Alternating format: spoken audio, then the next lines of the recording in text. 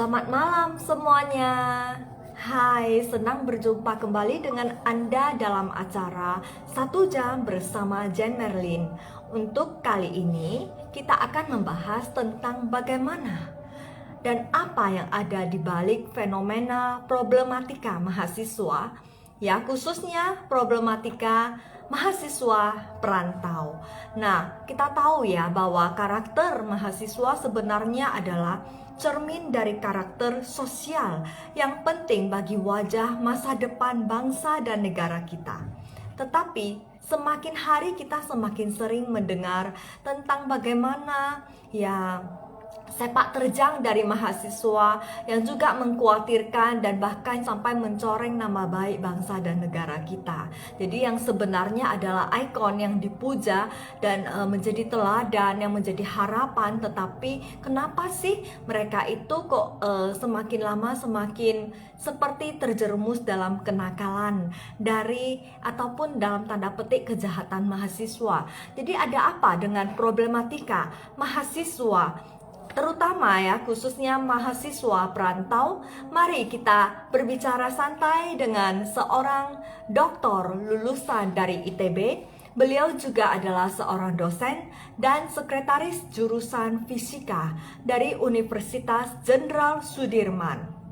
Beliau juga adalah seorang pembina UKM pecinta alam Mamira LGV pada tahun 2016-2017, pembina Himpunan Mahasiswa Fisika pada tahun 2018-2019, pembina Sahabat Mahasiswa di tahun 2018 hingga saat ini, dan merupakan tim bimbingan konseling dalam Fakultas MIPA 2017-2022 di Universitas Jenderal Sudirman.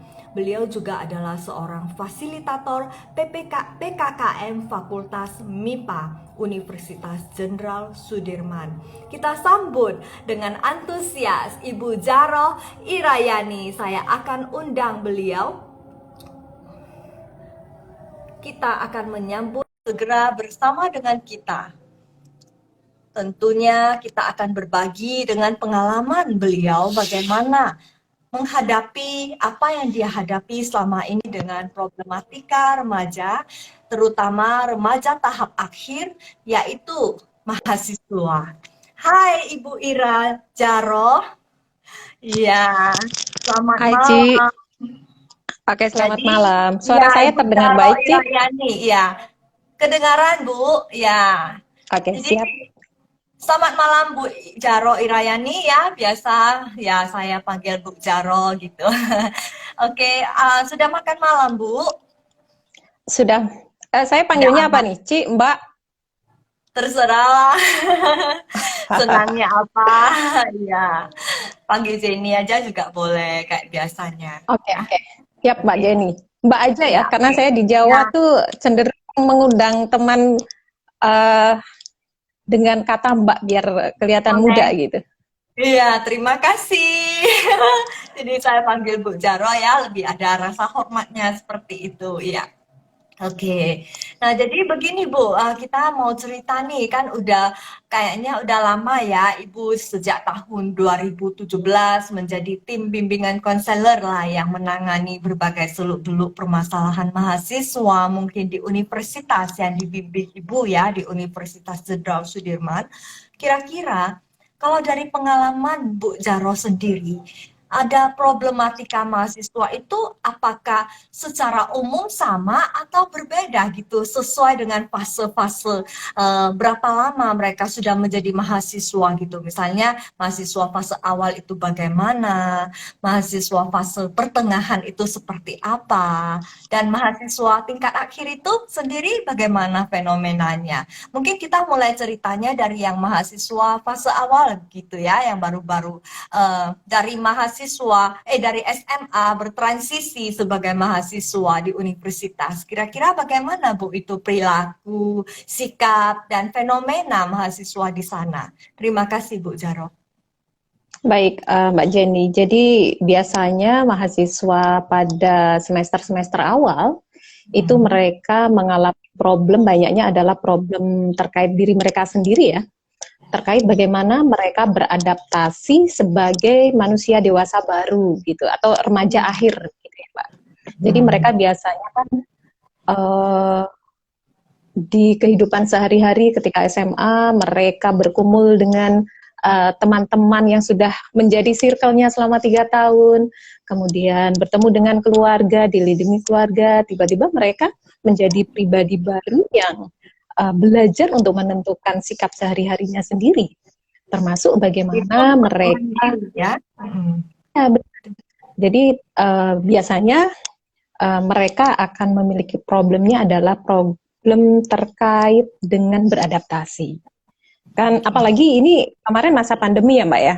Jadi kalau masa pandemi apa-apa dengan keluarga tiba-tiba harus seperti menjadi warga baru di masyarakat, itu menjadi problem sendiri.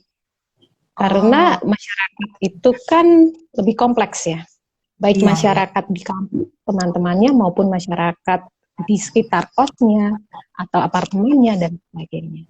Nah, biasanya adalah problem adaptasi. Dari permasalahan yang ada, ini memang sangat berkaitan dengan kepribadian mereka. Teman-teman yang cenderung menangis, mereka cenderung menutup diri kan. Jadi kalau menutup diri, mereka kadang overthinking. Kok temannya milih-milih ya?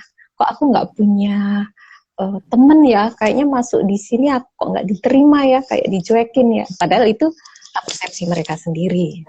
Nah, biasanya adalah terkait pergaulan. Kemudian sebagai mahasiswa tentu berbeda dengan SMA ketika berproses dalam pembelajarannya.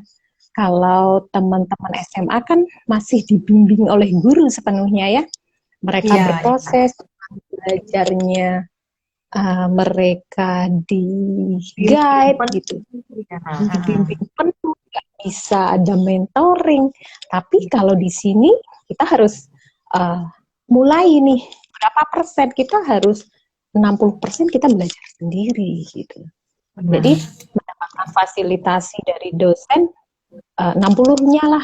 Itu selebihnya kita mencari hal-hal sendiri dengan fasilitasi dari dosen dan mungkin tenaga kependidikan di kampus. Nah, ini problem. Betul, karena ini banyak ya teman-teman yang harus beradaptasi pembelajaran. Tiba-tiba dulu mereka siap gitu ya, mereka tidak siap seperti itu. Ya, di awal-awal memang mereka akan shock ya Mbak. Walaupun dari pihak pihak kampus kita biasanya sudah mendesain misalkan waktu nih, kita menjadwalkan waktu untuk kuliah karena pada masa transisi mereka ditempatkan waktu-waktu yang pagi juga gitu. Ketika SMA kan start jam 7. Nah, kita sudah mulai mencoba untuk sedikit beradaptasi. Oke, jam 7 ada mulainya. Jadi kita lebih utamakan anak-anak kalau membuat jadwal itu, teman-teman mahasiswa baru ya kita tempatkan di awal-awal gitu. Baru kemudian ada beberapa yang mulai praktikum. Bahkan kalau kampusnya besar, kemudian mahasiswa banyak, kuliahnya bisa sampai malam. Dan ini menjadi tantangan. Wah, kemudian dari pagi sampai malam ya Bu ya? Iya, tapi tidak sehari penuh ya, karena kan mahasiswa maksimal hanya 24 SKS. 24 SKS itu idealnya ya Mbak. Satu SKS itu 170 menit belajar. Jadi kalau 170 menit itu dihitung dari 50 menit tatap muka, biasanya di kelas kalau luring ya. Kemudian nanti selebihnya adalah mereka persiapan mandiri dan mengerjakan tugas terstruktur. Ya, sebetulnya kalau mahasiswa ngambil 24 SKS itu waktunya memang banyak tersita untuk itu semua. Dan ini kadang berbeda ya, kontradiktif dengan SMA yang biasanya tugas selesai pertemuannya banyak, PR-nya.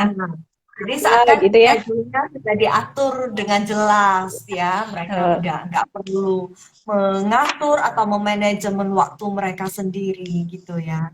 Betul. Nah, ini tantangan. Kemudian kalau terkait praktikum Mbak, karena praktikum itu kan memang lebih spesifik ya untuk teman-teman eksakta. Contohnya yang kami bina itu, jadi teman-teman harus mempersiapkan pra praktikum, ada pretest dulu, mereka harus membuat report dan seterusnya. Nah, kalau mereka tidak mendisiplinkan diri sendiri, itu hutang tugasnya akan bertumpuk, Mbak. Dan itu Waduh. rawan. Itu banyak laporan orang tua masuk ya, anaknya tidak beradaptasi, tugasnya banyak sekali. Orang tua juga Sebegitunya. tahu ya, seperti bagaimana halnya Ya, ketika mereka masih di sekolah menengah ataupun sekolah SMU gitu ya, masih turut ya, ikut terlibat ya untuk mengetahui tugas-tugas ya, dan kegiatan anaknya di. Hmm, betul. Jadi koneksitas orang tua dan anak itu kan menjadi sesuatu yang utama ya, Mbak. Apalagi hmm. jarak jauh, pasti orang tua ketika Sampai tingkat melepaskan kita. berapa itu, Bu? Saya penasaran sampai tingkat berapa ya koneksitas Ya, orang tua dalam hal ini itu masih terus berlanjut. Sampai tingkat mahasiswa yang keberapa biasanya baru lepas? ya. Biasanya memang spesifik tergantung keeratan keluarganya masing-masing, Mbak. Hmm. Jadi kami biasanya memang tidak melibatkan orang tua ya, karena mahasiswa tuh dianggap manusia dewasa. Tapi mereka kan secara mereka punya keluarga, mereka terkoneksi dengan keluarga dan bercerita tentang rutinitas Iya, harian, dan itu bagus menurut saya. iya, Jadi iya, orang tua iya. tahu, kok anaknya nggak pulang-pulang ya, gitu loh. Iya. Iya, kok Tapi waktunya sibuk sejauh mana sekali di campur telepon. tangan orang tua? Kalau misalnya untuk Eh, hal mereka sekedar tahu, mengobrol, memotivasi, itu bagus ya. Tapi kalau iya misalnya betul. sampai mereka itu juga ikut campur gitu ya, mungkin dalam membantu pengerjaan tugas ataupun misalnya melakukan banyak protes atau komplainan ikut ingin turut campur dalam hal sistem yang ada di dalam kampus seperti itu. Apakah ada Bu yang seperti ini Eh, sejauh ini? tetap ada Ada. saja orang tua yang kalau kami bukan melihatnya sebagai komplain ya, Hmm. mengkonfirmasi kegiatan ini seperti apa, tujuannya Oh, bagaimana, kok anak ada, dan ada. mereka akan ketika dijelaskan mereka akan memahami itu karena kan Oh, proses pembelajaran di perkuliahan berbeda dengan di SMA. sampai Itu tingkat berapa biasanya problem itu. biasanya ini kecenderungannya itu? Kalau bisa kita lihat Jadi dari gambaran tiap tahunnya, sampai baik, tingkat berapa jadi yang ya? biasanya anak-anak yang orang tuanya menjadi apa ya, overthinking ya terhadap kok anakku begini ya, nggak pernah istirahat ya, Ya, sampai stres. Memang kejadian ya orang tua lakuin. ya. Itu biasanya mahasiswa-mahasiswa baru sampai tingkat 1 lah. Oh, Jadi tingkat satu. mereka beradaptasi, nanti mereka masuk organisasi, mereka akan terpola dan mereka akan beradaptasi di tahun kedua. Oke, kalau Gitu, begitu Mbak. masih normal kalau menurut kita ya, mungkin itu normal. Iya, Oke, oke. Lalu kalau untuk misalnya masalah mereka beradaptasi selain menimbulkan overthinking di dalam pergaulan, apakah itu bisa merebak gitu ya, ataupun bisa merembes kepada misalnya ke stres dari mahasiswa itu sendiri yang hingga melakukan self harm, penyalahgunaan narkoba untuk menenangkan diri atau bagaimana Bu sejauh ini? ya, Apakah pernah? dari beberapa kasus yang ada dan kami tangani, itu justru hal seperti itu bukan karena kegiatan kampus, Mbak Jenny. Jadi Oh, biasanya ya dari beberapa yang ada itu uh, adalah masalah yang dibawa dari rumah atau masalah dibawa dari kecil. berarti Seperti akar itu. Jadi penyebab permasalahannya itu tidak 100% dari masalah yang ditimbulkan oleh adaptasi dia di kampus yang baru ya, bukan ya? ya ada saja karena misalkan ya mereka melihat temannya berbeda. Kalau mereka menganalogikan dengan mindset yang fix ya, mindset yang bukan growth ya, bahwa Ya. perbedaan itu mereka anggap ini ketidakadilan ya, gitu lah. Hmm. Temanku bisa Ini secara berprestasi dengan materi ya, baik. Gitu. begitu ya. Secara materi atau secara pendidikan prestasi gitu. Ya, kadang materi dan prestasi bisa jadi pemicu, Mbak. Jadi Gitu kalau ya. materi kan sangat terlihat ya, Hmm. bagaimana mahasiswa mereka Berpakaian, memiliki yang berbeda iya, gitu karena berpenampilan ya. Hmm. Karena kalau di Nah, masa mereka masih di sekolah menengah, menengah pertama dan menengah atas, itu mungkin masih pakai seragam sekolah yang sama ya. Jadi sehingga perbedaan itu belum terlihat gitu ya dan belum dirasakan ya. Tapi ketika sudah mahasiswa yang mungkin masing-masing sudah juga menunjukkan bagaimana cara dia menjadi dirinya sendiri dengan penampilan-penampilan yang menampilkan identitas dirinya ya. Jadi sehingga itu bisa menjadi pemicu ya, rasa iya, mungkin minder atau depresi pada mahasiswa lainnya ya. Hmm. benar-benar. Dari kasus yang ada begitu, ada yang ya karena memang dari latar belakang keluarga yang kurang beruntung, mereka merasa Hmm. menyesal, kok kenapa aku dilahirkan di sini, apa Ya. salahku dan sebagainya. Biasanya ya Iya. apa ya, jati diri mereka itu belum mereka yakini bahwa mereka tuh punya kelebihan, belum sampai ke sana. Yang dilihat adalah Bahkan tidak oh, aku jarang kurang. ya. Bahkan tidak jarang ada yang menyalahkan orang tua ya, seakan-akan Ya, kenapa sih kalian itu yang belum mampu tapi sudah melahirkan diriku gitu, sehingga aku harus ikut dalam arus ketidakmampuan kalian seperti itu. ya Iya. itu pikiran-pikiran mereka ketika sedang down ya ada saja yang begitu. Hmm. Iya ya, jadi hal-hal seperti ini disinyalir itu menjadi salah satu penyebab lah ya, ataupun juga misalnya masalah kerenggangan dalam rumah tangga dengan orang tua atau masalah eh, kesulitan komunikasi dengan anggota keluarganya itu yang mungkin lebih memicu ya ke pergaulan bebas ataupun ke Benar. penyalahgunaan narkoba seperti itu ya. Lalu dari Iya, mahasiswa itu bila seperti itu dan diketahui oleh pihak universitas, kita katakanlah pihak kampus ya, seperti ibu yang dalam tim BK. Kira-kira ada aksi ataupun bagaimana gitu solusi penanganan dan konsekuensi untuk mahasiswa yang kita ketahui memiliki masalah seperti ini, Bu? baik. Jadi kalau kinerja tim BK kami itu memang ada aktif, ada pasif ya, Mbak. Kami prinsipnya kan memang sebetulnya pasif ya. Kami ada, kami melayani dan mereka membutuhkan kami, mereka datang ke kami. Namun dalam prakteknya ternyata nggak bisa seperti itu. Karena kita punya indikator mahasiswa untuk lulus tepat waktu kan.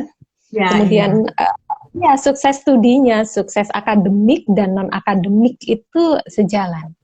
Nah, Ah, biasanya teman-teman mahasiswa yang memiliki permasalahan, namun tidak seperti selalu ya, mm-mm. itu biasanya kita tarik identifikasinya adalah dari indikator akademiknya, Mbak. Oh, gitu. Misalkan dia, jadi misalkan nih presensinya dia jarang hadir, Ya, berarti dia kondisinya. mengisolasi diri ya. Ya. Dia mengisolasi diri. Nah, seperti itu. Nah, biasanya kita yang harus proaktif. Namun Mm. jarak antara kita sebagai dosen dan mahasiswa itu kan ada jarak. Sehingga kami Iya. merasa kesulitan ketika memanggil mereka, mereka enggan. Nah, kami ada namanya sahabat mahasiswa, Mbak, Oh, komunitas. oh, Jadi, iya.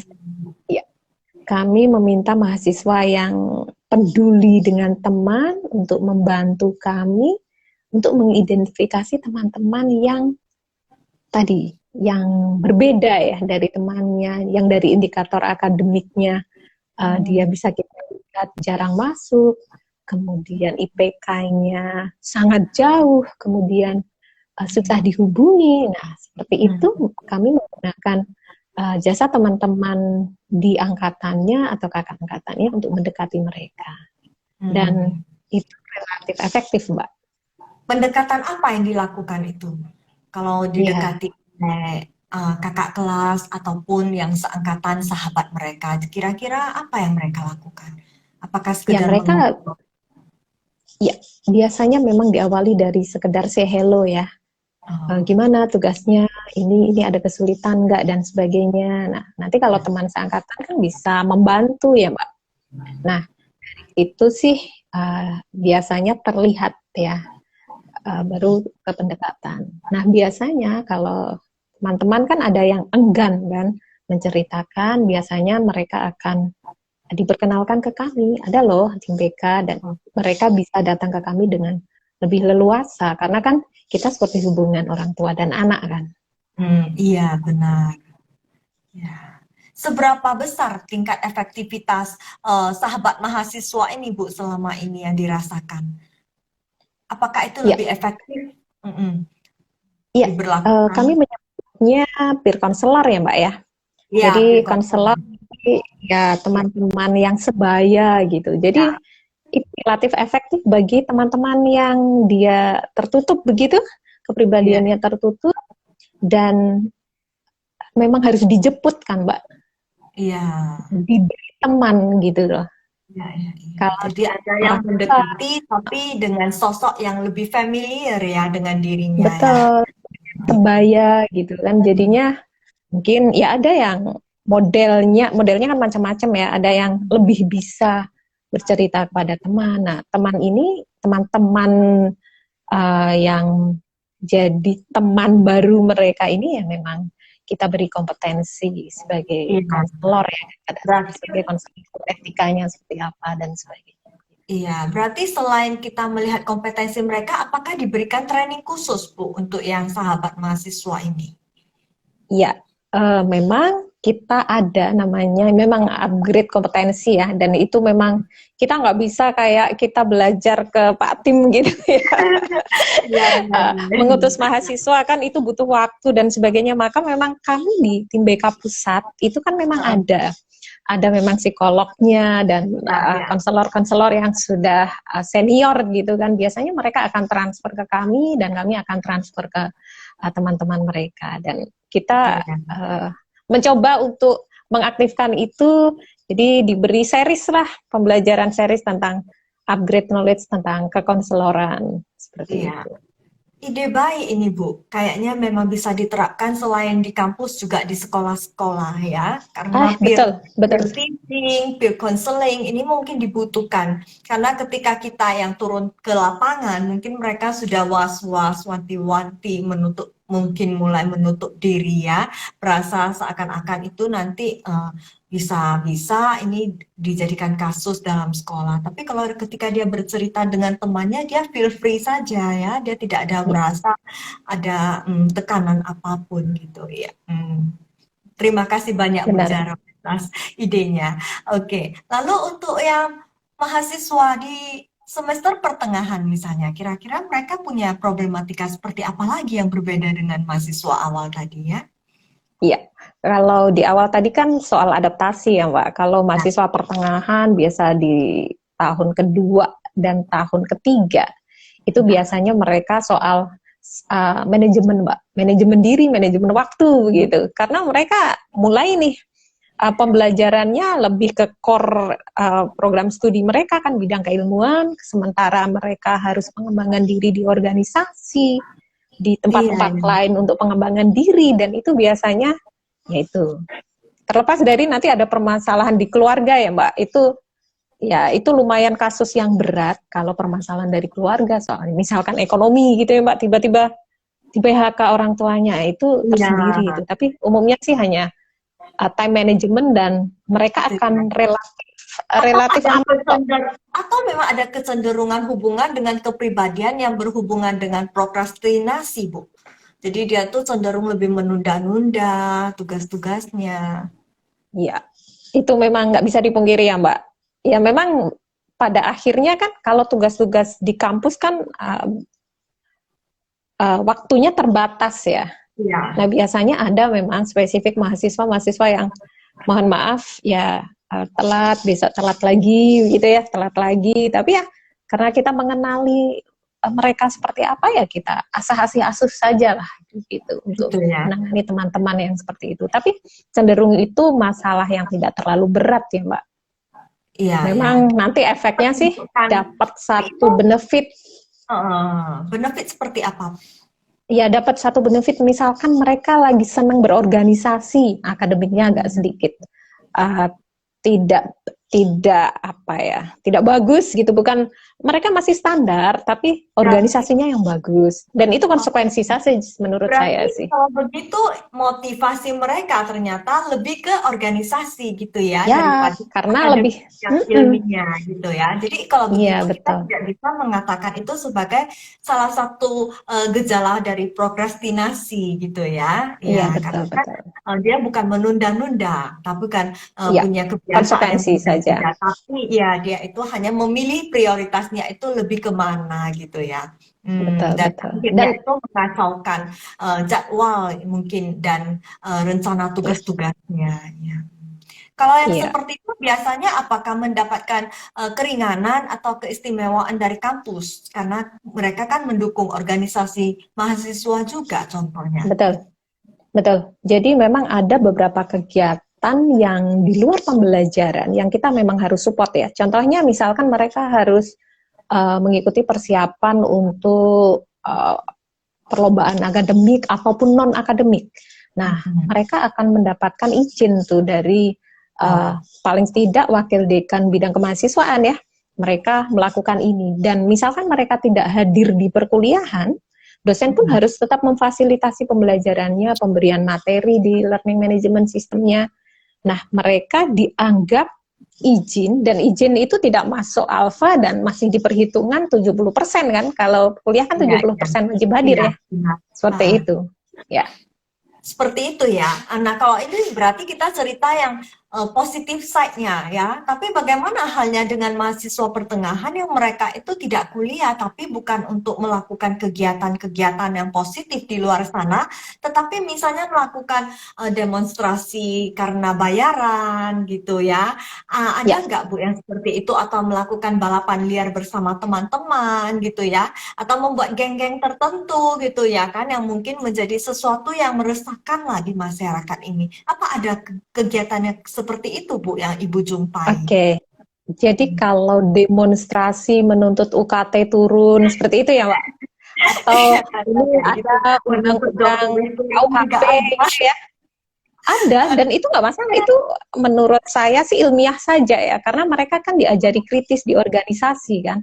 Peka terhadap program-program pemerintah, mereka tidak sesuai, mereka turun ke jalan, dan itu berizin loh, Mbak. Kalau mereka turun ke jalan, ada Iya. izinnya. Tapi yang saya dengar-dengar nih ya, mungkin pemikiran saya itu lebih mengikuti animo yang sedang berkembang ketika pemberitaan itu disiarkan ya.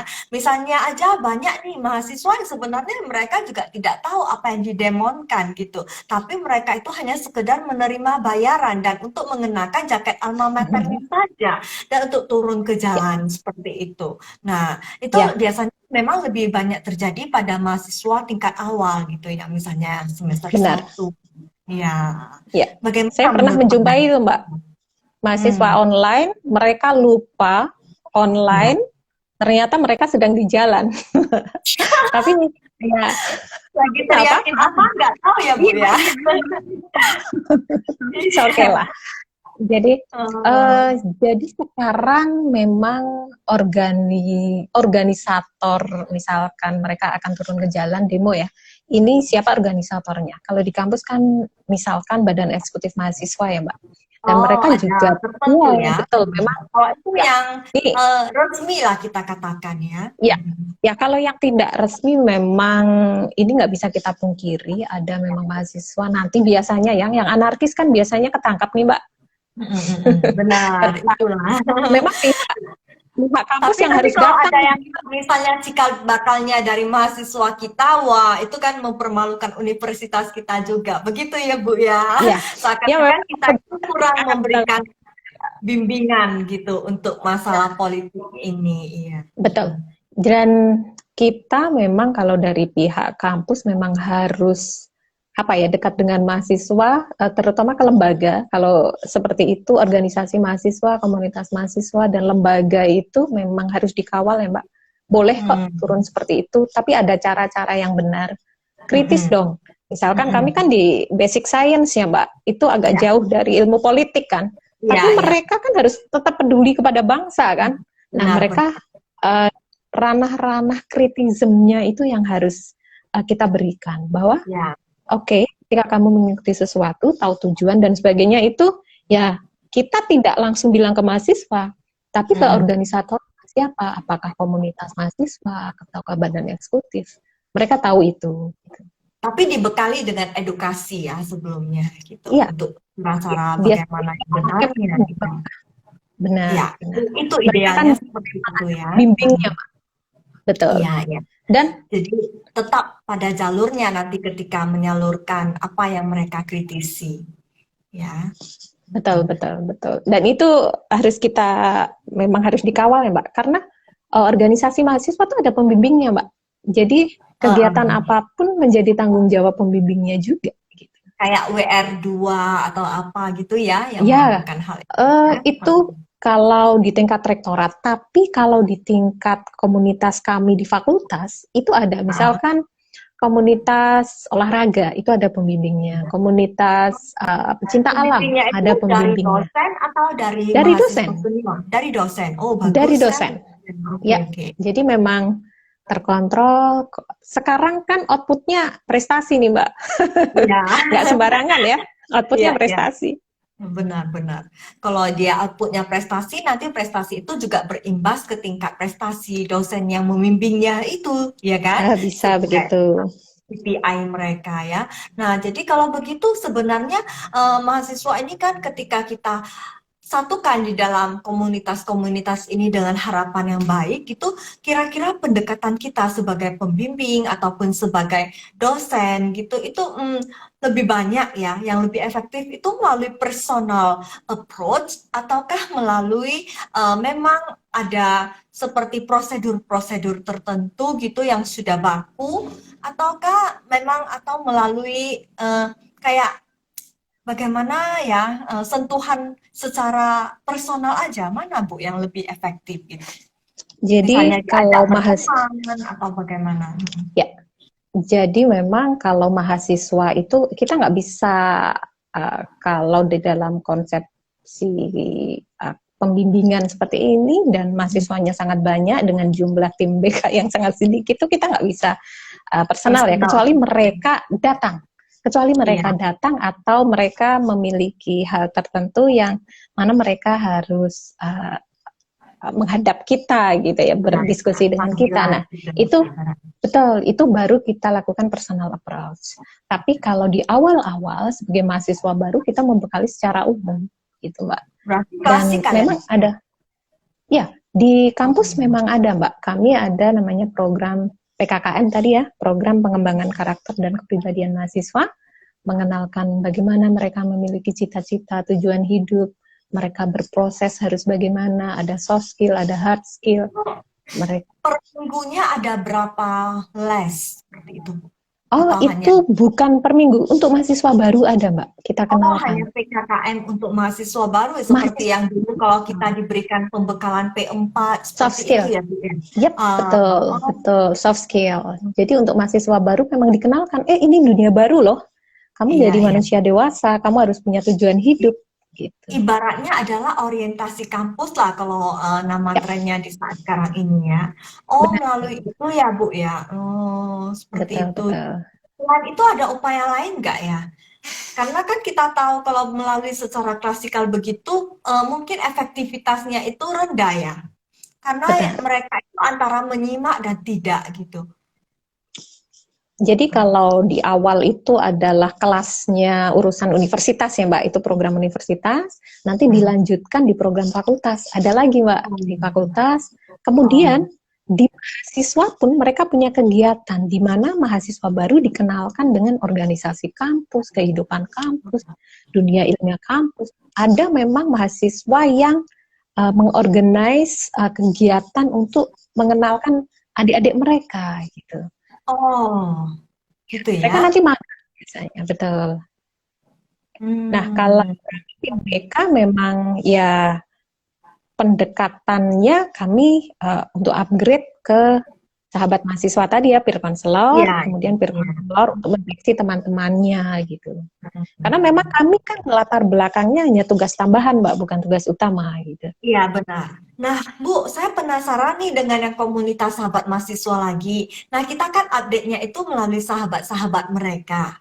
ya kan? Nah, bila mana suatu masa mereka ketahui nih, loh ternyata sahabat saya yang tempat saya curhat ini, dia itu dekat loh sama Bu Jaro, bisa-bisa masalah saya ini dia juga kasih tahu ke Bu Jaro gitu, contoh ya kan.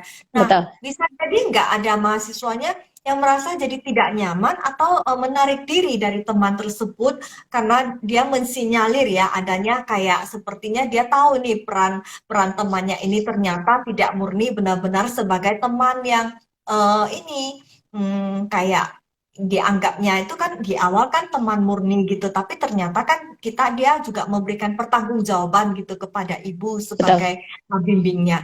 Nah, seperti Ya. itu apakah bisa menimbulkan sesuatu biasanya di dalam kalangan mahasiswa? Ya, biasanya kami akan memberitahu, Mbak, memang waktu orientasi kita akan memberitahu kita ini siapa, kalian akan punya teman-teman yang kami bina gitu loh. Itu memang Oh, teman-teman kami. Nah, hmm, etikanya begini, Mbak. Kalau permasalahan datang ke kami semua dan hmm, kami bahas itu kan akan sangat banyak. Makanya ya. mahasiswa diberi bekal, sahabat mahasiswa.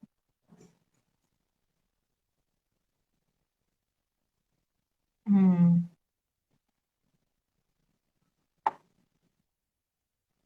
Tadi mungkin jaringannya sedikit terganggu ya Bu ya.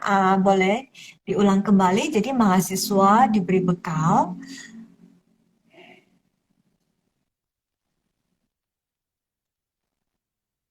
Ya, mungkin jaringannya Bu Jaro agak terganggu sedikit ya sinyalnya. Ya, Ya, apakah oke, sudah oke?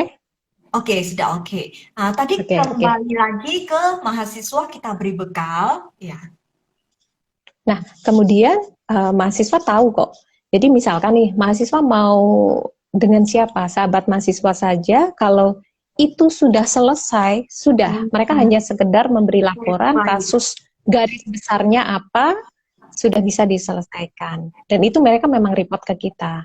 Karena kita kan harus report juga ya Mbak ke atasan. Nah, kemudian kalau itu dirasa agak berat dan mereka biasanya akan konsul ke kita dan kita akan berikan langkah-langkah tapi tidak langsung ke sana. Jadi lewat temannya tadi, peer counselornya tadi untuk dieksekusi di sana, selesaikan gitu. Nah, namun kan ada Hmm, juga mahasiswa yang justru nggak mau dengan temannya, pengen langsung ke sana. Nah, biasanya mereka diantarkan, Bu, ini ada yang teman mau ke Ibu langsung. Oh, oke. Okay. Nah, misalkan saya ingin menawarkan biasanya, kamu butuh teman nggak? Nanti saya ceritakan kasusmu ini. Oh, nggak usah, Bu. Oh, ya udah, berarti nanti mahasiswa langsung kontak ke uh, kami secara personal hmm, sendiri-sendiri gitu. Karena paham, paham. masing-masing orang kan sendiri-sendiri ya Iya, iya. Punya rasanya. bagaimana yang nyamannya dengan diri dia ya. Heeh. Ya, Ya, ya. benar. Bu, berarti kode etiknya itu adalah kita tidak menyembunyikan status dari sahabat mahasiswa itu, tapi malah kita Tidak, justru memperkenalkan kepada teman-teman mahasiswa bahwa kita memang punya sahabat mahasiswa yang siap membantu mereka gitu ya. Oh ya ya, benar. memang itu yang terbaik. Iya, benar sekali. Nah, tadi saya bingung kayak mana ini. Oh, makasih Bu Jaro. Ada tambahan lagi ya. Oke, Bu. Lalu kalau misalnya yang tadi problematika mahasiswa pertengahan itu, misalnya yang tadinya kita tahu ternyata mereka bolosnya ikut balapan liar, ya kan? Atau ikut Ya, misalnya ngegame Mbak, melakukan ngegame. ngegame ataupun buat geng-geng gitu, ya kan? Nah, ini gimana, Bu? Apa yang seperti ini kan boleh dikatakan udah indikatornya udah agak berat lah ya. Apa itu Ya, masih ke sahabat mahasiswa atau udah langsung ditangani oleh tim BK? begini Mbak. Jadi kami pun karena kami kan konselor yang terdidik ya Mbak. Maksudnya Hmm. kami bukan dari psikolog murni gitu Hmm. kan. Makanya Hmm. kami konsepnya adalah PFA, Psychological First Aid ya Mbak. Jadi kalau Iya. sahabat mahasiswa merepotkan ke kami kalau Hmm. tidak mampu, kami akan rujuk Merujuk. ke psikolog, Iya. betul, yang lebih Oh, expert seperti itu. itu ya. Tapi seberapa banyak mereka yang mau mengikuti saran rujukan kita, Bu? Karena kan biasanya kita rujuk pun kadang mereka enggan dan mungkin ada terhalang dalam masalah biaya dan sebagainya kalau mereka ingin Ya, berkonsultasi ya dengan benar. psikolog. Ya, jadi kami di kampus kan ada Mbak, tim BK Pusat, dan kami memang terkoneksi dengan jaringan psikolog yang Oh, mungkin sifatnya tidak individual begitu ya. Ada mm. yang memang dirujukkan, mereka mencari sendiri ada. Biasanya kalau mahasiswa sudah seperti itu kami menghubungi orang tuanya, Mbak.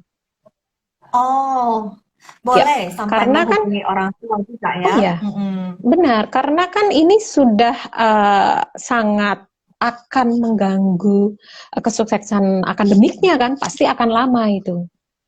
Nah, cerita kita ini kan lebih juga pada kita khususkan ke mahasiswa rantau. Nah, bila kita pemanggilan ke orang tuanya, nah mahasiswa rantau itu kan biasalah orang tuanya jauh-jauh, misalnya dari Betul, ada yang dari Sumatera gitu, ada yang mungkin dari benar. eh, tempat-tempat lingkungan terpencil itu ya. Itu bagaimana? Apakah hanya melalui calling atau harus Ya, didatangkan gitu langsung tatap muka? ya. Jadi kalau udah levelnya agak memang mengkhawatirkan begitu, Mbak, kami bekerja sama dengan bagian pendidikan untuk mendapatkan alamat orang tua mereka. Karena mahasiswa kalau dihubungi pun belum tentu mereka berterus terang pada orang Oh, tua kan. melakukan kunjungan ya, Bu ya? Jadi bukan, jadi kita datangkan,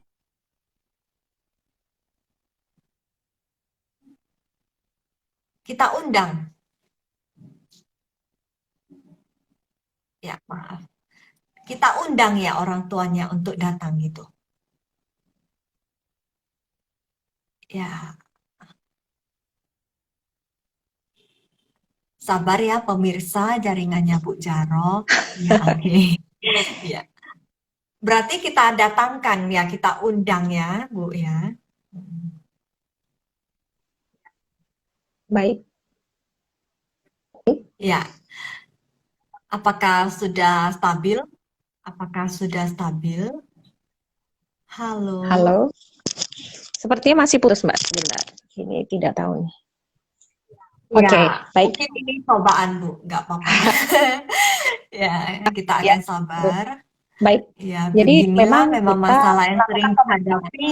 Ya, ketika kita itu memang terkoneksi secara online atau jaringan, tapi tidak akan menjadi hambatan bagi kita ketika kita memang punya hati untuk selalu bersatu. Hmm. Kita akan menunggu Baik, sejenak ya. Baik. sudah oke Mbak Jadi? Ya, udah agak oke, Bu, walaupun kayaknya Agak masih putus. macet. Suaranya sudah lancar, hanya gambarnya saja, tapi itu tidak masalah. Silakan dilanjutkan, Bu. Berarti kita undang ya Baik, orang tuanya itu ke kampus, ya. benar. Benar. Jadi kalau konfirmasi keduanya ini memang harus dengan dampingan orang tua karena permasalahan seperti ini. Nah, kalau memang Mm. orang Lalu, tuanya jauh ya online, Mbak. Kita ya. Lalu memberitahu sejauh lewat mana dosen. pendampingan orang Lalu sejauh mana, Bu, pendampingan orang tua ini berdampak bagi perubahan anaknya? Apakah berdampak? Biasa ya berdampak, Mbak. Ini ada beberapa Berdampak ya? kasus ya, Hmm. mereka memang akan bekerja sama dengan orang tua terkait pembiayaan, misalkan mereka harus ke psikolog Iya, ya. iya, iya. Kalau mereka punya apa namanya asuransi, mereka dirujuk ke rumah sakit dan itu alhamdulillah gitu. Beberapa Hmm. kasus yang pernah terjadi, alhamdulillah bagus dan sampai lulus. Kita kan menghantarkannya mereka sampai studi akhir lulus gitu. Kalau tren-tren yang saya lihat sekarang ya, terutama masa remaja ya, saya tidak tahu mungkin remaja akhir juga seperti itu punya tren self harm yang selalu mengambil Yap, pisau silet atau apa. Itu apakah yap, terjadi di lingkungan kampus juga? ya. Iya ya Bu ya. Pernah Kebanyakan pernah itu itu boleh tahu, terjadi. kalau boleh tahu itu pemicu masalahnya itu dari internal pribadi kah atau dari lingkungan Bu? Itu internal pribadi, Mbak, biasanya. Internal Yang pernah pribadi. kita Ya, tangani ya, itu internal pribadi. ya. Dan kita memang nggak Itu bisa ya. langsung memanggil mereka ya, biasanya mereka nggak akan mau. Dan Bahkan itu memang kadang mereka itu sengaja menutup-nutupi dari kita ya, bahkan dia betul. tidak memperlihatkan itu kepada kita, tapi mereka itu sangat menikmati proses self harmnya itu sendiri. Ya, Lalu kalau boleh tahu mungkin boleh di-sharing atau diajarkan ke saya dan ke teman-teman yang lainnya bagaimana cara Ibu mengatasi remaja yang baik. seperti itu, Bu? Oke, biasanya kita membuat eh, waktu yang itu pernah terjadi self harm ya, apa pendeteksinya memang sahabat mahasiswa report ke kami, terus Ya. itu nggak mungkin kalau dia dipanggil nggak mungkin gitu. Jadi kita membuat mahasiswa membuat acara Mm-mm. untuk penyadaran tapi secara tersamar sih Mbak, tersamar Oh jadi iya. vertikal gitu. Sebetulnya targetnya kan dia gitu. Pernah itu Ya. dilakukan Acara seperti dan apa, Bu? ya kita bikin waktu itu pandemi ya Mbak. Kita bikin Mm-mm. semacam seperti workshop writing Mm-mm. terapi gitu ya. Oh, writing terapi yang Ibu pelajari itu. Oke. Efektif ya. Cuman kan Oh, efektif ya. uh, ya itu efektif. Kemudian kalau pernah juga nggak berhasil, memang kita harus dekatkan ke lingkungan terdekat. Oh, Terdekat, gitu ya. misalkan di organisasi mana, siapa orang yang dihargainya, misalkan dia aktif di komunitas keagamaan atau apa, kita mendekati pihak luar itu. Kita mendekati Hmm, pembinanya nggak bisa mendekati ke pihak luar, misalkan pihak mungkin dia aktif di agama, ya pendetanya atau ya. siapanya, kan pendeta konselor juga ya. Nah, itu Hmm. seperti itu. Baru mereka yang bisa. Karena kalau dari cara seperti itu kan sebetulnya paling efektif ya. Dengan pendekatan Mm-mm. spiritual. Siapa sih orang Iya, yang paling berpengaruh dalam hidupnya gitu. iya, iya, iya. Itu. Kalau Itu yang begitu pernah kami berarti lakukan. kita perlu melakukan pendalaman secara personal ya terhadap orang tersebut. Dia itu menganut kepercayaan seperti apa, siapa orang yang dia segani gitu ya untuk kita Betul. dekatkan ke sana. Hmm, Betul. Kalau itu kan oke. terlihat, kalau teman-teman mahasiswa kan terlihat. Karena memang ada organisasi keagamaan ya di kami. Mm-mm. Ada. Jadi dia masuk Iya. organisasi mana nih ya, yang paling dekat seperti itu.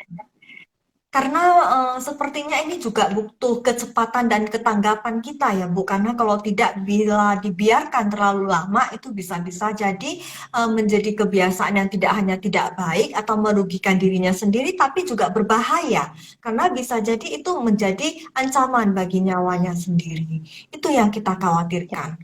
Karena ketika mereka menikmati itu, mereka tidak merasakan sakit, malahan merasa itu nikmat ya. iya.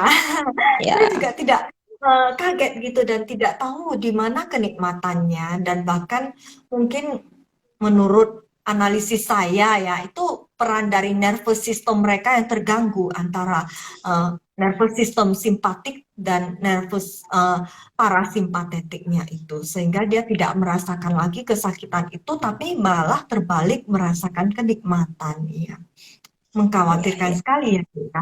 Tapi terima kasih sekali hari ini banyak masukan Ibu yang membuka wawasan kita. Mungkin sebagai orang tua juga yang bilang mendengarkan sesi kita hari ini, apa ada saran ataupun nasihat yang ingin Ibu berikan kepada para orang tua supaya bisa mencegah gitu ya anaknya melakukan mungkin kegiatan ataupun aktivitas self harm seperti itu yang mungkin tidak terkontrol atau tidak diketahui orang Ya, tuanya. ya kadang malah Mbak, maaf nih, permasalahan itu Mm-mm. datangnya dari keluarga biasanya. Hmm. Mhm. Ya, dan itu memang cara efektif adalah orang tua menjadi sahabat anaknya. Jadi permasalahan apapun yang Setuju. ya terus terang dengan pemahaman yang sama, mereka akan menerima kan. Biasanya kan mereka miskomunikasi saja ya. Apa yang dialami Simple ya tidak sebenarnya. Ya. ter gitu ya. Ya, alasannya tidak terdeliver dengan baik sehingga mereka overthinking gitu. Dan itu Merasa terjadi menjadi diperbandingkan, merasa orang tuanya itu tidak memandang dirinya dengan eh, adil ya, merasa orang tuanya itu pilih kasih dan sebagainya. Padahal itu hanya kekurangannya di komunikasi yang ini ya, ya, yang lebih terbuka dan bagaimana ekspresifnya antara orang tua dan anak. Iya ya. Padahal simpel ya Bu ya, sederhana sekali dan itu sangat em, menyegarkan hati saya ketika mendengarkan Ibu mengatakan sahabat anak. Ya, kita belajar Ya, bersama semuanya untuk menjadi sahabat bagi anak-anak kita. Ketika anak kita itu sudah nyaman mengobrol dengan kita, itu tandanya kita itu sudah berhasil menjadi sahabat anak. Dan itu tandanya berarti kemungkinan-kemungkinan anak-anak itu melarikan diri keluar itu lebih kecil ya. Mereka akan lebih nyaman dan lebih sering bercerita kepada kita. Ya, terima kasih sekali lagi Bu Jaro. Lalu untuk problematika yang mahasiswa tingkat akhir misalnya. Nah, ini beda lagi nih, udah mulai stres ya, tentang masalah pengerjaan tugas akhir. Bagaimana Bu benar. ceritanya? Ya, biasanya teman-teman yang seperti ini permasalahannya adalah mereka berpikir bahwa mereka nanti akan menjadi pribadi yang mandiri dan mereka merasa belum siap. Jadi motivasinya, Mbak, Oh, motivasi, oh, lebih ke gitu. motivasi dan Nah, macam-macam sih bisa nanti merasa bentuknya. belum siap ya Bu ya. Iya, Saya merasa, tadi pikirnya merasa. kayak Iya, takut mereka gitu, kan, merasa iya, terlalu betul. siap gitu ya. Oh, Ya, saya tadi berpikiran terbalik loh Bu, jujur saya berpikir mereka justru merasa menjadi angku atau merasa hebat karena sudah menjadi mahasiswa tingkat akhir yang senior-senior dari mahasiswa iya, adikannya seperti itu bukan ya, malah punya ketakutan tersendiri ya terhadap masa iya, depannya betul. ya. Itu Hmm, salah satu permasalahan yang ada, ya krisis lah, krisis kepercayaan diri, iya, kehilangan iya. motivasi, terus kalau datangnya dari ekonomi yang berubah, mereka harus survive terhadap hidup. Hmm, Mereka kan harus beradaptasi nih, mulainya ya, disupport oleh keluarga, tiba-tiba harus survive sendiri, iya, dan iya. itu Malahan ada yang proses sebagian besar harus menanggung adik-adiknya lagi karena dianggap sudah benar, dia punya kompetensi untuk itu ya Bu ya. benar. Nah, hal itu beberapa terjadi, ya memang masing-masingnya berbeda sih. Tidak semua bermasalah, banyak yang berhasil juga yang memanajemen waktu dengan baik, support sistemnya baik, ya lancar. Tapi kalau support sistemnya tiba-tiba berhenti, nah, mereka kehilangan motivasi. Kita sadari ya Mbak, Hmm. kita hidup tuh berjuang untuk siapa sih? Kadang begitu ya, mereka masuk kuliah tuh untuk membahagiakan orang tua, tiba-tiba orang tuanya nggak ada gitu. Nah, mereka Ah, iya, iya. kehilangan. Nah, bagaimana sadarkan mereka, oh ada loh motivasi orang kamu nggak ada tuh kamu tetap termotivasi oleh mereka tuh bisa gitu. Nah, itu Ya. memang butuh TikTok ya Mbak. Kalau Hmm. kasus spesifik terhadap motivasi. Terus ada yang berhubungan Nah, dengan nah, komunikasi, dengan dosen, dengan pembimbing. Nah, uh, itu permasalahan umum sih. Tapi dicocokkan so far jodoh ya. Dengan bagaimana kalau berhubungan dengan doping satu dan doping dua berbeda gitu ya. benar. Hmm. Uh, Lalu jadi Bu, kalau ya, misalnya mereka berhasil melalui itu, ya baik, berarti mereka itu dianggap sudah luluslah dari ujian kehidupan di universitas. Tapi bila mana mereka tidak berhasil tuh, misalnya contohnya ketika dia itu menghadapi masalah yang ekonomi tadi, terus dia itu tidak termotivasi untuk bangkit, tetapi malahan terjerumus gitu kan ke dalam untuk supaya dia itu melupakan masalahnya dia malahan pergi ke tempat yang seks ya, bebas, contohnya pornografi ataupun malah melakukan judi online dan sebagainya untuk melupakan diri misalnya. ya. Sehingga terlibat dengan hal-hal yang adiktif seperti itu. Nah, kiranya apakah ada Bu yang seperti ini di universitas-universitas kita di Indonesia? Saya Ada ya? pikir ada aja Mbak. Mereka darah muda Mbak, suka mencoba hal-hal yang baru. Iya, Dan apalagi itu ya memang, dengan ya, banyaknya godaan ya. ya.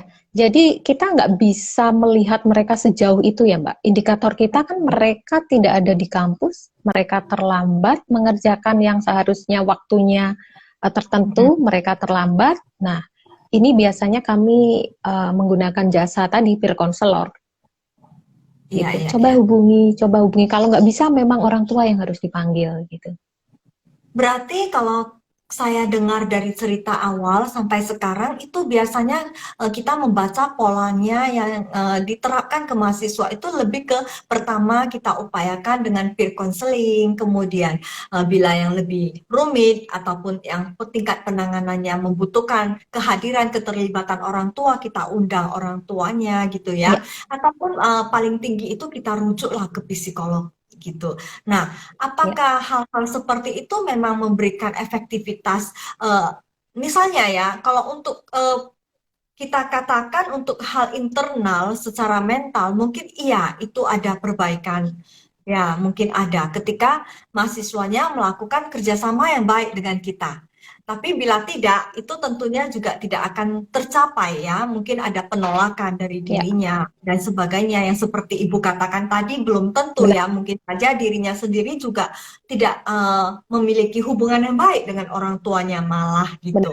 Nah, Ya. lalu apakah sejauh ini apakah ada konsekuensi yang menimbulkan efek jera gitu sebagai pendamping daripada konseling-konseling yang diberikan di lingkungan kampus, Bu? Ya. Hmm. Limitasinya mereka itu di waktu studi sebetulnya, Mbak. Kalau Hmm. sudah, kalau kami ya Oh, 7 tahun masa hmm. studi DO, dan Hmm. kita memang harus mengejar jangan sampai DO. Limitasi lainnya adalah bayar UKT tiap semester, Oh, ngisi seperti KKN itu ya. tiap semester, dan Hmm. itu menjadi batasan mereka harus terkoneksi dengan kita gitu loh. Kita bisa bergaining di situ kalau Tapi mau aktif gitu. Tapi ini kalau sampai selalu seperti ini nanti ujung-ujungnya menimbulkan dampak stres yang lain gitu ya pada mahasiswa Ya, juga bisa jadi ya karena dia harus bayar betul. UKT berulang-ulang, harus Ya, mengulang ataupun di DO. Wah, dia merasa itu perjuangannya selama berapa tahun itu benar. sia-sia. Kadang-kadang itu bisa Betul. menimbulkan sebuah gejolak emosi yang besar ya, sehingga kita juga mendengar ada beberapa kejadian mahasiswa yang mungkin melukai ataupun malah Ya, membunuh dosen pembimbingnya. Nah, ini sesuatu yang menakutkan sekali ya, terutama bagi ya, saya pribadi itu. Wah, sepertinya bagaimana sih karakter bangsa kita ini sampai dia itu tidak lagi eh, mengenal sosok siapa yang dia sakiti dan bahkan dihilangkan nyawanya tersebut. Bagaimana ya. pandangan Daro ya? Saya pikir kalau kedekatan kita dengan mahasiswa itu terjaga, permasalahan yang mereka hadapi itu terurai ke kita bisa cari solusi. Misalkan ya pembimbing yang nggak bisa ditemui, Ya, sibuknya, iya, dan iya. sebagainya. Itu nanti di tim komisi studi akhir itu kan menjadi bahan evaluasi. Misalkan nih, Oh, 3 bulan kok nggak ada progres, 6 bulan nggak ada progres. Nah, itu akan bisa diganti. dievaluasi. Heeh. Kenapa? Bisa diganti, Mbak. Nah, Ya, itu ya kita menyadari tidak semua mahasiswa memiliki daya survive yang sama kan. iya, setuju. Ya, itu kita sesuaikan. Memang yang kemampuan survive-nya gampang baperan dan sebagainya ya tidak diberi tantangan yang besar gitu. Yang penting standar-standar kompetensi itu tercapai.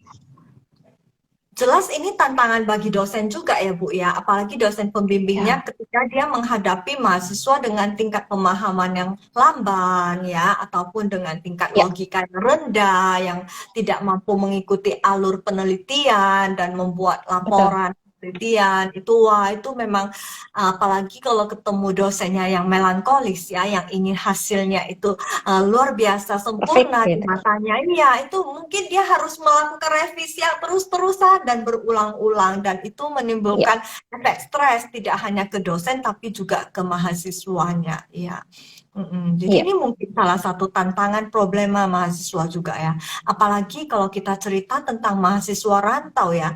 Mungkin mereka itu ya dikirim jauh-jauh ke orang tuanya dari kampung ya, diupah-upah, dibuat pesta, di pora-porandai gitu ya, diupah-upah dengan tujuan cepat sukses ya anakku nantinya setelah menjadi mahasiswa cepat lulus, tapi ternyata dia menghadapi masalah yang benar. menurut dia bagaimana nanti saya kalau tidak lulus, bagaimana saya harus bertanggung jawab pada keluarga, sukuku, kampungku, seperti itu. Iya, itu beban bagi mereka. Itu Kira-kira terjadi juga, Mbak. Terjadi juga hal seperti itu. bagaimana cara kita mendukung mereka, Bu, misalnya? Ya.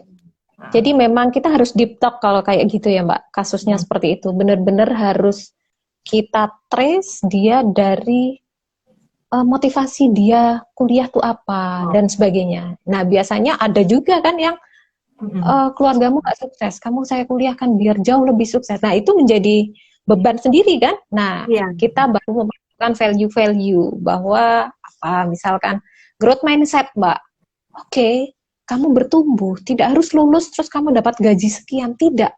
Itu butuh proses dan itu harus disadarkan terkait mindset bertumbuhnya. Tidak fix mindset, orang sukses itu dicapai jika gajinya sekian puluh juta. Nah, seperti itu tidak. Nah, saya pikir growth mindset ini cukup ampuh untuk memotivasi teman-teman yang less motivation ya, Mbak. Bahwa orang itu berproses gitu. Kiranya menurut Bu Jaro, siapa sih yang perlu terlibat atau bertanggung jawab untuk ini ya, misalnya sebagai sosok lah yang memberikan andil bagaimana menginspirasi para mahasiswa untuk memiliki growth mindset seperti itu. Ya, siapapun sih Mbak, mereka di organisasi, teman-temannya, memang di awal ketika PKKM itu kita beritahu, ada mindset dua, growth mindset dan fixed mindset. Nah, mereka disadarkan. Nah, ketika mereka pada less motivation seperti itu, ya kita berikan, misalkan IP rendah gitu ya Mbak, misalkan capaian semester ini enggak, oh tapi kan kamu bekerja misalkan ya, jadi teman-teman yang mungkin secara ekonomi kurang beruntung, mereka kan biasanya nyambi kerja Mbak, mereka part time. Soalnya kenyataannya ya Bu ya, kalau yang Iya, kita lihat di benar. masyarakat ini itu banyak sekali orang yang cuek gitu. Bahkan ya teman-teman sekuliahan dengan kita yang duduk bersama saja bisa jadi dia kadang tidak mau peduli ataupun cuek dengan urusan kita. Ya, Apalagi dosen-dosen yang bisa dikatakan tingkat rutinitas tugasnya itu sangat sibuk ya. Mungkin dia juga jadinya merasa dia bukan mungkin ya. Saya tidak mengatakan dosen ya, yang mana, tapi bisa jadi itu sangat banyak juga yang terjadi, yang dia rasa dia itu hanya mengajar ya sudah gitu ya, dia kan bukan mahasiswa bimbingan saya, dia kan bukan misalnya ya mahasiswa di bawah ini ampungan saya gitu, bukan saya yang mengampu mereka gitu ya. Jadi ya udah nanti aja dosennya yang lain gitu. Tapi ya kalau memang secara hati nurani sebagai pendidik ya harusnya itu semua kita harus memberikan motivasi ketika kita menemukan orang-orang seperti itu. ya. Jadi kami memang pernah pandemi itu menjadi cambukan luar biasa bagi kami ya Mbak, karena kan komunikasi susah dan kita harus punya trik komunikasi tertentu gitu, dan kami upgrade teman-teman dosen, kan kita punya namanya kayak dosen wali gitu ya Mbak, pembimbing Ya, akademik, dosen kita ampuh. upgrade, betul, kita upgrade kompetensi mereka, dasar-dasar konselor aja Mbak. Ya. Nah itu sudah lumayan ada deltanya, Ada biasanya ya. lebih peduli, dan itu perlu Mbak, saya pikir. Jadi tidak semua kita mendapatkan bekal, karena kita akan jadi konselor mau nggak mau kan, sebagai pendidik kan. Setuju Bu, itu yang ingin saya pertanyakan dan ingin ditegaskan gitu. Jadi kiranya itu mau dalam posisi apapun kita dalam sebuah lembaga institusi ya, mungkin kita itu adalah bagian dari konseling untuk anak-anak kita gitu ya. Jadi Betul. itu kita nggak bisa seenaknya kita itu melepas tangan begitu saja, karena bagaimanapun secara hati nurani kita itu harus melihat mereka itu sebagai anak yang membutuhkan dukungan dari kita baik secara mental maupun secara sosial ya, mungkin seperti itu. Lalu nih Bu, menarik nih ada yang di tab Saraswati, di sini ada komen ya. Biasanya kalau teman seangkatan sudah banyak yang lulus dan kita minoritas itu jadi suka malu bimbingan Bu. Apalagi kalau udah pulang ke rumah jadi nyari kesibukan di rumah, misalnya nyari kerja freelance aja. Ya benar ini Bu, saya menemukan beberapa mahasiswa ya yang ketika dia itu sudah akhirnya melihat, wah teman seangkatan saya ini sudah wisuda tuh, saya itu udah ketinggalan berapa tahun. Aduh, udah males bimbingan lah, udahlah.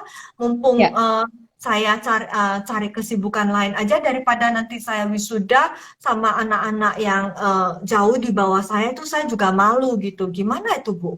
ya Solusinya. memang ini kalau sudah tanggungan begini ada beberapa kasus yang mereka susah Mm. kita narik ini ya Mbak. Tapi Iya, memang kita yang harus intens Mbak. Jadi kan memang ada masa masa bimbingan tugas akhir. Jadi mm, kalau progres, misalkan nih satu semester nggak ada progres, nah itu mm, yang harus efektif. Memang kita belajar dari proses ya. Dulu kita cuek, mm. terserahlah mau berapa tahun, tapi mau nggak mau, nanti Iya, mereka nggak ada progres kan mengganggu sistem yang di sekitarnya. Karena teman yang mau bimbingan kita kan dibatasi ya Mbak. Ya, iya, sebagai dosen tuh dibatasi jumlah bimbingannya.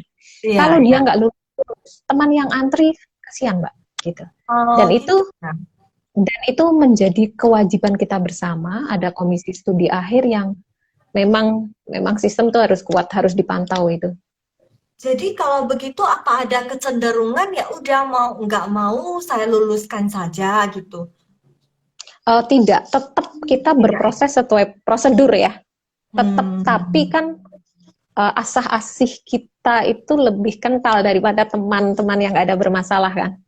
Atau ada Jadi ya kemungkinan diturunkan standarnya, Bu? proses tetap berjalan. Ah, Kita menyesuaikan. Jadi misalkan nih bimbingan kalau dia bekerja bisanya ah, bimbingannya hari Jumat sore gitu ya. Ya itu ya, ya. terpaksa kita harus mau nggak mau gitu. Karena kan Gitu mereka ya. harus lulus Mbak. Kalau nggak memang mengganggu angka di kami Ah, kan. iya, Kelulusan iya. lama Bahkan, itu kan mengganggu. bahkan itu menjadi sebuah ini ya, jadi sebuah seperti batu ini ya, yang eh, dikira apa tuh? Hmm, ya Sandungan. batu sandungan bagi dosen itu sendiri ya, karena dianggap nanti mungkin kualitas bimbingannya kurang baik seperti itu, Ya. jadinya mahasiswanya nggak lulus-lulus gitu ya. Dan itu memang menjadi apa ya permasalahan kalau sudah spesifik seperti itu tidak lagi permasalahan dosen pembimbing Mbak, itu permasalahan prodi Mbak, Oh, permasalahan sampai ke fakultas iya. permasalahan. Iya, Kalau bahkan seperti itu, kadang bisa mempengaruhi akreditasi ya, Bu ya. Saya dengarnya seperti itu. benar.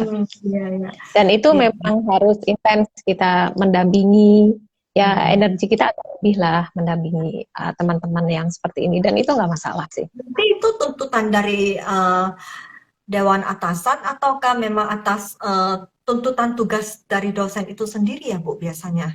Sehingga rela. Ya, Karena saya kebanyakan dosen yang memang saya tidak tahu ya apakah memang sifatnya yang arogan atau memang dia itu memang tingkat rutinitas tugasnya yang tinggi. Kadang-kadang dia itu menjanjikan bertemu mahasiswa di sini, misalnya di lokasi A. Tapi ketika sudah datang mahasiswa ke lokasi A, nanti ditelepon, dosennya katanya, aduh saya sudah di lokasi B. Ya kamu cari saja saya di lokasi B. Kemudian mahasiswa akan pergi ke lokasi B. Nah, setelah sampai di lokasi B, nanti dia diminta nunggu lagi sampai seharian. Sampai ada mahasiswa yang dia itu sampai sebel loh, Bu. Sampai itu dia karena udah terlalu dahaga dan sudah terlalu capek dia menunggu, dia membelilah satu misalnya satu botol ya minuman instan ya, kita nggak ceritakan merek apa, terus setelah dia minum itu dia itu palak sampai ini botolnya itu diremas sampai hancur gitu. Ada Bu, ada. Karena dia merasa, sampai dia merasa, oh, aduh saya itu sepertinya dipermainkan atau bagaimana gitu. Iya, jadi itu ya, ya. mungkin seakan-akan suka duka mahasiswa tahap akhir. Iya betul. Dan seperti itu kan sebetulnya kita punya komisi ya Mbak untuk mencurhatkan kasus yang seperti Oh, itu. Kalau memang bukan apa ya, bukan habit dan sebagainya kasus spesifik ya, saya pikir nggak seperti itu ya. Saya mm-mm. pikir kita nggak seperti itu. Nah, mungkin itu Mungkin kebetulan kita tidak saja ada seperti satu itu ya. kasus Mungkin gitu. kebetulan saja Semoga ada ya. oknum-oknum Tapi dosen misalkan tertentu itu ya. terjadi, Iya. kita memang Mbak ada hal-hal seperti itu dilaporkan ke kita dan kita akan menjembatani hari itu untuk confirm dan sebagainya dengan cara kita ya Mbak, tidak langsung to the point ini mahasiswanya lapor begini, Ya, enggak. kadang-kadang kan mahasiswa takut juga gara-gara dia Ya betul, melaporkan itu, dia malahan mendapat getahnya nanti.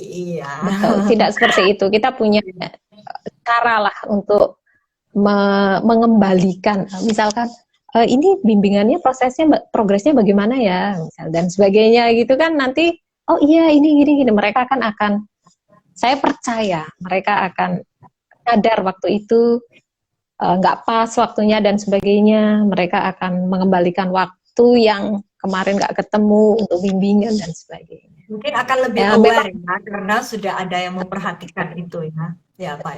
jadi memang boleh kok cerita ke pimpinan kita, misalkan ya Ke sulit dan sebagainya. Kaprodi ya, mungkin boleh cari ke Kaprodinya gitu ya untuk cerita sendiri, tapi nanti akan dilindungi kok itu ya sebagai Ya, informannya itu kode etik informasinya itu dari ya, siapa. Jadi ya para mahasiswa jangan merasa takut ya gitu. Oke. ya Nah, ini benar.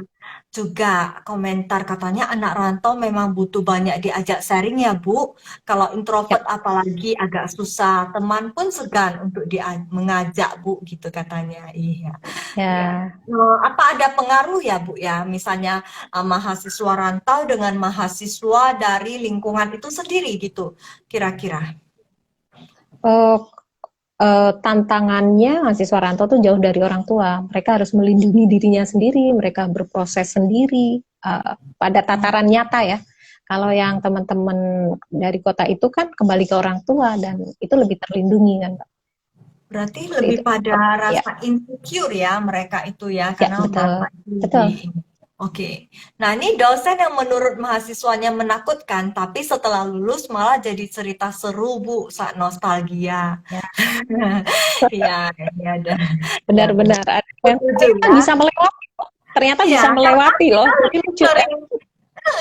sering teringat itu ya dosen-dosennya ekstravaganza seperti itu ya, Iya, mungkin dosen yang super killer, yang super apa ya. seperti itu, yang super Tapi baik. mahasiswa juga lucu-lucu loh, Mbak Jenny. Ya, Mahasiswa tuh ada nah yang kira-kira lucu, mahasiswa mereka itu mahasiswa yang seperti apa, Bu? Mungkin mahasiswa yang jahil-jahil juga ya. ah ya mereka tahu kondisi bagaimana dosen yang seperti ini mereka harus bersikap. Nah, itu ada mahasiswa yang sudah pintar seperti itu ya, bagaimana menempatkan diri. Misalkan dosennya killer, bagaimana mereka harus bersikap, mau WA berkali-kali, ya kita ajari begitu, gak apa-apa. Iya, iya, Coba karena iya. hanya seperti itu, jangan jangan pantang menyerah gitu loh. Tujuanmu apa? Capai. Iya. Tapi caranya benar dan sopan. Gitu. Ah. Lalu kelucuan mahasiswa itu sendiri boleh diceritakan, Bu, kira-kira pengalamannya seperti apa? Ya, mereka ada Dijumpai. yang ya, ada yang dosennya agak-agak bagaimana gitu ya, Mbak. Mereka ya kalau itu mereka apa namanya? Dengan mimik yang ya manut ya. Seperti itu. Jadi kan apa ya? Jadi enggak kalau mahasiswa yang maaf, kalau yang dosen yang memang temperamental, kita kan nggak bisa melawan, Mbak. Ya udah manut, mereka tahu kondisinya gitu loh. Yang Tapi penting nanti setelah tujuan dibalik itu, tercapai. bagaimana sikapnya, Bu? Nggak masalah, karena mereka harus disadarkan, mereka tidak boleh baper terhadap kondisi seperti itu. Mereka diajari mengenal pola. Oh, pola yang seperti ini, kita harus servisnya seperti apa, kita harus untuk mencapai tujuan komunikasi, gaya komunikasinya kita seperti apa. Nah, teman-teman, baiknya belajar juga hal-hal seperti Iya, itu. iya. Jangan Oke, dilawan dengan kebaperan. benar. Mungkin ini latihan mental ya untuk menghadapi Benar, nantinya di masyarakat yang betul. kehidupan nyata itu juga banyak yang akan kita jumpai ya. Manusia-manusia Ya, seperti apa gitu ya, yang mungkin benar. dengan temperamen yang berbeda-beda. Jadi mungkin di lingkungan itulah mereka itu juga sepertinya Belajar. ditempa seperti itu ya. Ya, Benar, setuju Mbak Jenny. Bu. Dan tanpa sadar kita ternyata Oh sudah ya, lewat 15 menit Bu. Iya, terima kasih banyak sharingnya Bu. oke. Bu Jaro yang begitu membantu lah. Menurut saya ini tidak hanya sebuah sharing yang menambah wawasan ya, tapi itu juga sangat membantu bagi para mahasiswa yang mungkin mendengarkan pada saat ini bahwa ternyata ya keberadaan Anda itu sangat penting dan kita semua sangat care kepada Anda. Ya, kenapa? Karena Anda adalah tonggak tonggak daripada masa depan bangsa dan negara kita. Kita adalah orang-orang yang berada di belakang Anda yang akan sepenuhnya mendukung kesuksesan Anda, mendoakan sebuah jalan yang terang bagi Anda, supaya nantinya kita juga dapat memiliki pemimpin-pemimpin yang cemerlang, berhati nurani, berkarakter ya, sebagaimana para dosen juga yang seperti diceritakan oleh Bu Jaro tadi, ternyata mendidik dengan penuh cinta kasih ya. Jadi itu tidak dengan kekerasan, tidak lagi dengan budaya-budaya seperti yang dulu ya, misalnya kalau pelonco ataupun melakukan orientasi dengan kekerasan itu tidak pernah ada lagi saat ini. Ini salah satu hal yang menjadi sebuah perubahan positif di dalam lingkungan, terutama di lingkungan universitas dan perguruan tinggi ya. Lalu, apakah ada pesan dan kesan dari Bu Jaro yang ingin disampaikan khusus untuk mahasiswa, Bu? Terima kasih. Untuk menutup Baik, acara ini. baik. Ketika kita menghadapi permasalahan, kosongkan pikiran kita, lihat konteksnya itu apa. Jangan kita masuk di dalam permasalahan tersebut, kita larut gitu loh. Jadi cara efektif menyelesaikan masalah adalah kita jujur permasalahan itu seperti apa, sehingga kita bisa mengurai permasalahannya. Ya, Kemudian beradaptasilah. Jadi nggak usah takut beradaptasi. Memang prosesnya akan sedikit menyakitkan, tersandung. Tapi setelah kalian berhasil melewati adaptasi itu pencapaian yang luar biasa. Jadi biasa saja gitu loh. Ketika ada masalah dihadapi, diselesaikan, seperti itu. ya, itu jadinya alur kehidupan kita sehari-hari Ya, yang kita lakukan dari kecil sampai nanti kita menjelang akhir hayat ya, seperti itu ya Bu ya, kita belajar bersama. Jadi saya rangkum kembali, kalau untuk orang tua, saran Bu Jaroh tadi yaitu jadilah sahabat bagi anak, oke? Untuk mahasiswa sendiri, ketika kita menghadapi masalah, jangan tegang, jangan takut, dan juga jangan panik. Kosongkan pikiran, tenangkan diri, lihat, sadari masalahnya apa, terima, akui, lalu ya, beradaptasilah. Ya, jadi seperti itu, maka yakinlah bahwa semua masalah pasti ada solusinya dan semua itu adalah untuk memberikan pembelajaran kita bagaimana kita menjadi diri kita yang lebih baik lagi dan lebih baik lagi ya. Terima kasih banyak Bu Jaro atas kehadirannya malam ini. Kami sungguh beruntung bersama Ibu. Ya, semoga Ibu Jaro diberkahi dengan kesehatan, panjang usia, kesuksesan, dan kesejahteraan untuk diri dan keluarga. Bila mana amin. kesilapan ataupun ketidaksempurnaan dalam acara ini, Jenny mohon maaf ya. Kita semoga dapat bertemu kembali dalam acara yang akan datang. Nah, untuk para mahasiswa semuanya, teruslah belajar dan berkarya ya. Dan jadilah mahasiswa yang berbakti kepada orang tua, kepada bangsa, kepada negara, kepada guru kita. Nah, tunjukkanlah apa kualitasmu sehingga engkau mampu menjadi magnet positif bagi lingkungan di sekitarmu. Dan asah dan buktikan karaktermu bahwa engkau adalah pemimpin masa depan kami yang layak, berpotensi, sehat, lahir batin secara utuh. Ya, terima kasih atas kehadirannya semua di malam ini. Sampai jumpa lagi. Bye-bye. Selamat malam, Bu Jaro. Terima kasih Selamat ya. malam Mbak Jenny, terima Ya, kasih. ya. Saya izin pamit ya.